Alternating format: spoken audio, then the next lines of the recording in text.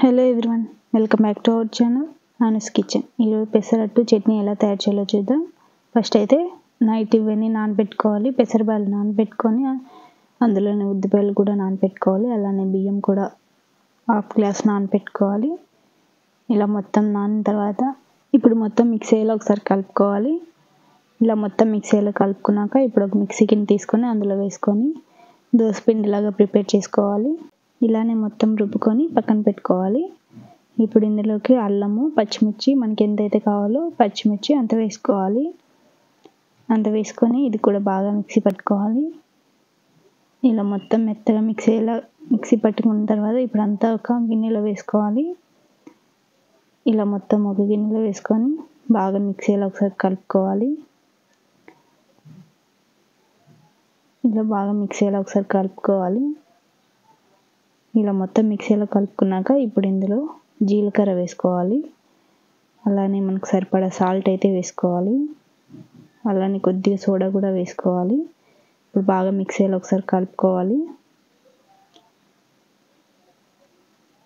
Water వేసుకొని మిక్సీలో బాగా కలుపుకోవాలి. దోసపిండిలాగా కలుపుకోవాలి. ఇలా దోసపిండిలాగా కలుపుకొని మూత పెట్టి ఒక 10 minutes పక్కన పెట్టుకోవాలి. ఇప్పుడైతే చట్నీ ఎలా ప్రిపేర్ చేయాలో చూద్దాం. ఫస్ట్ అయితే స్టవ్ పైన ఒక ప్యాన్ పెట్టుకొని ఇందులో శనక్కాయ పప్పులు వేసుకోవాలి. మంటను సిమ్లో పెట్టుకొని బాగా బ్రౌన్ కలర్ వచ్చేలాగా వేయించుకోవాలి. ఇప్పుడు మొత్తం వేగిన తర్వాత తీసి పక్కన పెట్టుకోవాలి. అలానే కొద్దిగా పచ్చిమిర్చి కూడా వేసుకొని వేయించుకోవాలి. ఇప్పుడు ఇది కూడా తీసి పక్కన పెట్టుకొని ఒక మిక్సీ గిన్నె తీసుకొని అందులో ఫస్ట్ శనక్కాయ పప్పులు వేసుకోవాలి. అలానే తెల్ల పప్పులు కూడా వేసుకోవాలి. అలానే వేయించి పెట్టుకున్న పచ్చిమిర్చి కూడా వేసుకోవాలి. ఒక ఆనియన్ కూడా కట్ చేసి వేసుకోవాలి. మనకు సరిపడా సాల్ట్ అయితే వేసుకోవాలి. కొద్దిగా వాటర్ కూడా వేసుకొని ఇప్పుడు మిక్సీ పట్టుకోవాలి. ఇలా మెత్తగా మిక్సీ పట్టుకొని ఒక గిన్నెలో వేసుకోవాలి. ఇలా మొత్తం ఒక గిన్నెలో వేసుకోవాలి.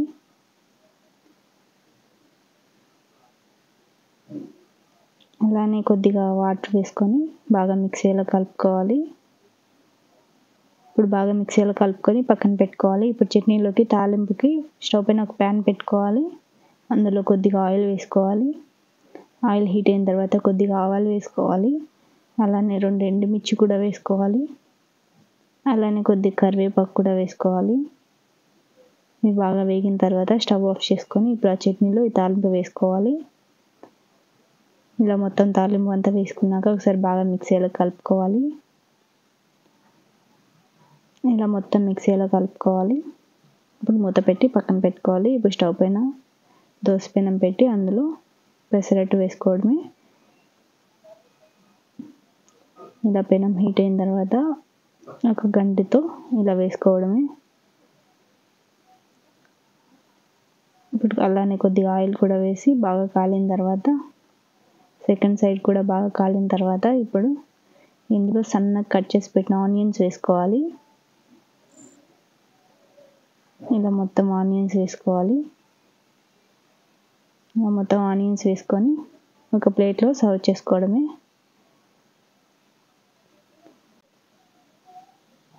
ఇలా ఒకదాని తర్వాత ఒకటి వేసుకొని సర్వ్ చేసుకోవడమే. అంతే, ఇంట్లోనే ఈజీగా పెసరట్టు తయారు చేసుకోవచ్చు. అలానే ఈ వీడియో కానీ మీకు నచ్చినట్లయితే నా ఛానల్ లైక్ చేయండి, షేర్ చేయండి, సబ్స్క్రైబ్ చేసుకోండి. Thank you for watching.